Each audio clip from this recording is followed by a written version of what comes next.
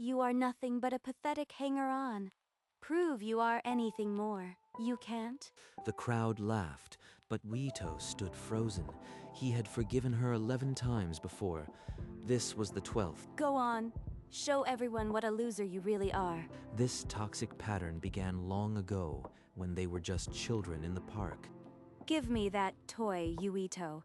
You don't deserve it. Young Yuto handed it over, his eyes downcast, already learning to forgive. Mine now, and if you tell anyone, I'll say you stole it. But when she smiled at him later, he forgave her, as if nothing had happened. That first betrayal set the stage for a decade of pain and 11 more instances of cruelty. And now, on this festival stage, the 12th betrayal was unfolding, and something inside Weeto began to crack. Why?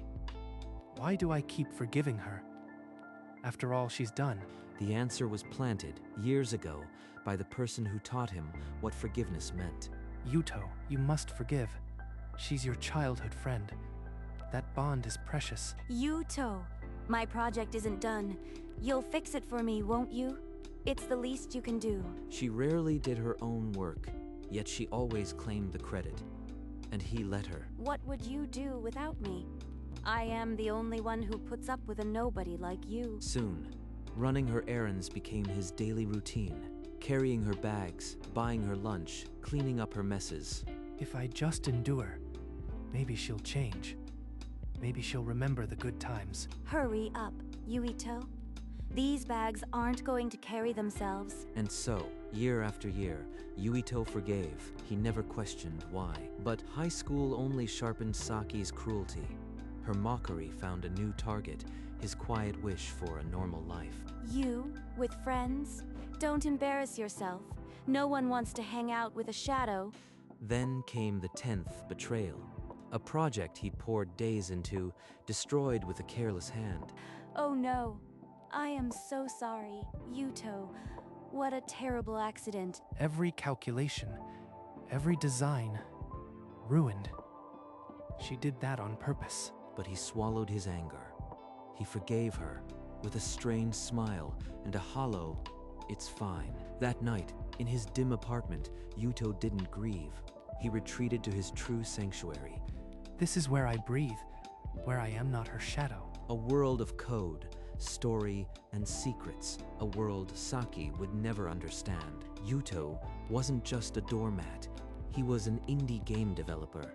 His talent hidden in plain sight. Night after night, Yuto poured his soul into lines of code, crafting vibrant worlds where he could be anyone but the boy who forgave too easily.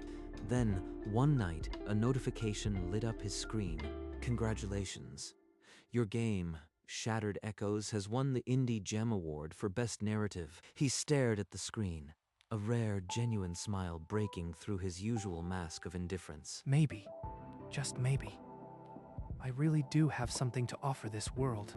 But his moment of pride was short-lived, shattered by the shrill ring of his phone. Yuto, where are you? I need snacks now. It's past midnight. She knows I was working. She doesn't care. Without a word of protest, he grabbed his keys and stepped into the cold night, his unfinished code waiting on the glowing screen like a silent accusation. To the world, Yuto was Saki's shadow. But in the silence of his room, he was a creator, a fact that no one else knew. A new kind of poison seeped into the school halls. Whispers that Yuto was a stalker, a nuisance to be avoided. The class outing list was posted, but Yuito's name had been crossed out in red. A stalker. That's what they're saying. She told them that. Saki had orchestrated it all, laughter on her lips, as she fed the rumor to her circle. I heard he waits outside the girls' locker room. Pathetic, right? Better keep your distance. By lunch, Yuto was utterly alone, an empty bench his only companion. 11 times now, each one cut steeper. And still I'm here, swallowing the pain. Yuto, about the outing.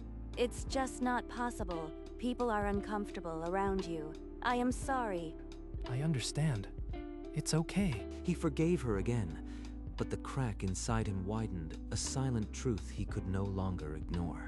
That night, alone in his room, Yuto didn't mourn. He opened his laptop and re-entered his true world. A new email notification pulsed on the screen. Urgent, unexpected. Dear Mr. Yuito, we at Titan Forge Interactive are impressed by your award-winning game. We would like to discuss an exclusive development deal. An actual studio? Willing to invest in my work? This can't be real. For years, he'd craved a single word of praise from Saki. Now, recognition came from a place she couldn't poison. Why am I still tethered to her? She's never given me anything but pain. The screen glowed, the offer bold beneath the soft hum of his computer. A door to a different life. 11 times I forgave her. And for what? So she could destroy me again? His hand hovered over the reply button, but he didn't type. Instead, he stared at his reflection in the dark screen, and for the first time, Yuto saw not a shadow, but a boy on the verge of stepping into the light. The next day, a transfer student named Rina entered Yuito's class, and she was nothing like Saki. You were coding on your phone earlier. Was that a game engine? No one ever notices. Who is this girl? I've been into indie games since middle school. Your interface is super clean. Are you a developer? Yeah, just a hobby. Nothing serious. Rina didn't press. She simply smiled, and without asking, sat beside him on the rooftop during lunch. You know, the best games come from people who pour their real feelings into them. I bet yours are incredible. Incredible. No one has ever said that about anything I do. But trust was a foreign concept to Yuto. He kept his walls high, his code hidden. Yet, for the first time, someone had seen the real him, and that small warmth terrified him more than Saki's coldness ever had. Rina couldn't shake the feeling that Yuto was more than he admitted. That night, she searched indie award winners and found a familiar face. Yuto, this is you, isn't it? The award-winning developer of Shattered Echoes. I knew your style seemed too polished for a hobby. How did you? No one else was supposed to know. If Saki finds out... She doesn't have to. This is your achievement, not hers to ruin. Let me help you protect it and grow it. From that day, the rooftop became their secret sanctuary. Code and sketches exchanged like classified documents. They met after class, their heads bent over sketches of new worlds, his guarded heart slowly unlocking. What if this character's arc mirrored your own, breaking free from a shadow? She sees me, not as a tool, but as an artist. What would it be like if more people knew this side? They agreed. The world wasn't ready. For now, their alliance remained sealed in whispers and stolen afternoons. But the shadow of Saki lingered at the edges of every thought, a collision waiting to happen. Saki felt the shift immediately. Her shadow was slipping away, and she wouldn't tolerate it. Yuto, I am hungry. Go get me lunch from the cafeteria, now. She expects me to jump. But today, I have somewhere else to be, and someone who actually values my time. I can't today, Saki. I already made other plans. Other plans? You don't have other plans. You have me. The silence that followed was louder than any insult she had ever thrown. Saki's hands trembled, not with sorrow, but with rage that her control had been challenged. That useless worm, how dare he? I'll make him regret ever looking away from me. He's been poisoned by that new girl. We need to remind him where he belongs, in public. And so, a plan began to form, a public reckoning that would cut him deeper than any rumor. After his refusal, Yuto found Rina waiting at the school gate, her expression shifting from a smile to concern. Yuto, what's wrong?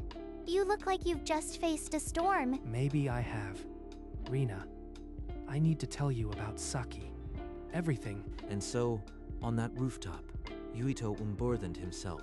The years of betrayal, the manipulative cycle, the hollow forgiveness. She's not your friend. She never was. You've been surviving a war, and you blame yourself for the wounds. She's right. Every time, I told myself it was loyalty, but it was fear. Fear of being alone. You are not alone anymore. and you don't owe her anything. The next time she hurts you, let it be the last. You are right. If she betrays me one more time, even once, I'm done. No more forgiveness. Then that's your line. I'll be here, no matter what. We'll face whatever comes together. The line was drawn, but neither of them knew that Saki was already preparing to cross it. In front of the entire school, the school festival preparations swept through the campus like a storm, and at its center, Saki campaigned for Festival Queen. She used Wito as her personal assistant, forcing him to carry materials and do all the work while she took the credit. Yuto, move these displays. My queen's speech must be perfect, and it won't be if you are slow. Just count. This is another step toward the inevitable. The 12th time is coming. I can feel it. Thanks to my brilliant planning, the booth looks amazing. I'll be the best queen this school has ever seen. She's never changed. How many more times will I let this happen before I finally break? Soon, he'll remember his place. Forever. No one defies me and gets away with it. Yuto noticed the whispers among Saki and her circle, but the words were lost to him. 12. If she crosses that line, I am done. No forgiveness, only the truth. He endured, but his patience hung by a thread. The festival stage was set, and so was the trap. Rina watched from the shadows, her hands balled into fists as Saki humiliated Yuto yet again. Yuto, enough! You don't have to be her slave. Let me talk to her. No, Rina. Not here. She'll only make it worse for both of us. Saki's gaze snapped to them, and her smile turned to ice. She had seen the exchange. That girl dares to touch what's mine. She'll learn. I'll use my speech to crush him in front of everyone, including her. When I'm queen, I'll call him on stage. I'll remind the whole school what a pathetic hanger-on he is. You'll help me, right? He'll never dare to leave my side again. And that transfer student will see exactly what he is. Nothing. Saki rehearsed her speech with a new edge, her words dripping with hidden venom, aimed at one target. Something's wrong. Saki's too smug, even for her. But I won't let fear control me. Not anymore. Yuto, I'm scared. She's planning something awful. Whatever happens, I'll be here. Yuto nodded, but the storm was already gathering. Saki's trap was set, and the school would soon bear witness. The festival day arrived, bright and loud, but for Yuto, every cheer felt like a distant echo. Yuto, no matter what, I'll be right here. You are not facing this alone. Saki took the stage, all smiles and false charm, and the crowd adored her. And where is my loyal childhood friend? Yuito, come up here. Let everyone see the boy who has always been by my side. This is it. The 12th time. I knew it would be here, in front of everyone. Loyal? More like a shadow that just won't disappear. You can't do a single thing alone, can you? The crowd laughed, just as they always did, and Yuto stood frozen. Prove you are anything more. A nobody like you has no future, except following me forever. I could stay silent. I could forgive her again. Or I could finally use the voice I've hidden. But this time, something inside him didn't crack. It hardened into steel. In the space between Saki's laughter and the crowd's mockery, Yuito's memories surged like a flood. You don't deserve it. Those were her first words. And I gave her the toy anyway. You must forgive. That's what Mom said. But she never knew who Saki really was. Then came the daily errands, the ruined projects, the rumors that branded him a stalker. 11 cuts, and still he bled. But there were moments that stitched the wounds, the award email, and a voice that said, "You are not alone." Rina was right. I am not alone. And I don't owe her my silence anymore. This is my choice. Victim or creator. Shadow or light. I've been silent long enough. She wants a show? Then I'll give her one she never expected. The world deserves to know the truth. He reached for the microphone, the weight of 11 betrayals lifting as his fingers closed around the cold metal. The crowd fell silent, sensing a shift. Even Saki paused, her smirk faltering for just a moment. My name is Yuto, and I am an award-winning indie game developer. A collective intake of breath swept through the crowd. This was not the apology they expected. The game I created won the Indie Gem Award for Best Narrative. Major studios are now fighting to sign me. He raised his phone, the award notification glowing on the screen for the entire school to see. Number that can't be real. He's nothing but a shadow. The laughter had died completely, replaced by whispers that shifted from mockery to awe. For years, I let someone define my worth. No more. This is who I truly am. Saki stood rigid, her perfectly practiced poise cracking for all to see. In that instant, the invisible pedestal she had built for years began to crumble beneath her feet.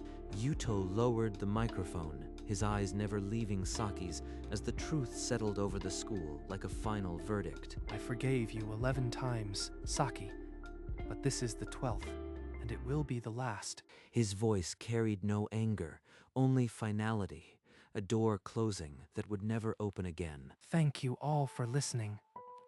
I am done being anyone's shadow. He set the microphone down with a soft click, his footsteps echoing as he walked off the stage. Yuto, wait. You can't just leave. I am the only one who's ever been there for you. But he didn't turn. He didn't slow. His back to the stage was the only answer she would ever receive. The crowd erupted into murmurs, eyes darting between the departing boy and the frozen queen. Some students looked at Saki with new eyes, seeing not the idol, but the architect of her own fall. For the first time, Yuto walked free. And for Saki, the nightmare of being forgotten had just begun. The festival continued around her, but for Saki, the world had suddenly become a much smaller place. At the festival's edge, Rina waited, her smile, the first genuine warmth Yuito had felt in years. You did it! I am so proud of you. Proud. She said she's proud of me. After all these years, someone finally is. They walked away from the noise. Two figures bound by a newfound freedom, neither would trade. From the distance, Saki watched them vanish, her perfectly manicured nails digging into her palms. This isn't over. He'll regret ever turning his back on me. Around her, the usual flock of admirers inched away, their whispers morphing into wary silence. Not a single one stepped forward. For the first time, Saki stood utterly alone. The idol had fallen, and the silence that engulfed her was more deafening than any ridicule she had ever dealt Yuto. And in that silence, a seed of obsession began to take root. The festival became a before and after line in Yuto's life. Suddenly, he was seen. Classmates who had ignored him now stopped him in the halls, curious about his game. So, how does it feel to be the school's new celebrity? Strange. But with you, it doesn't feel like a spotlight. More like a window opening. Their hands brushed as they reached for the same sketch. A blush, a shared laugh, unspoken possibilities. He was supposed to be mine. I made him.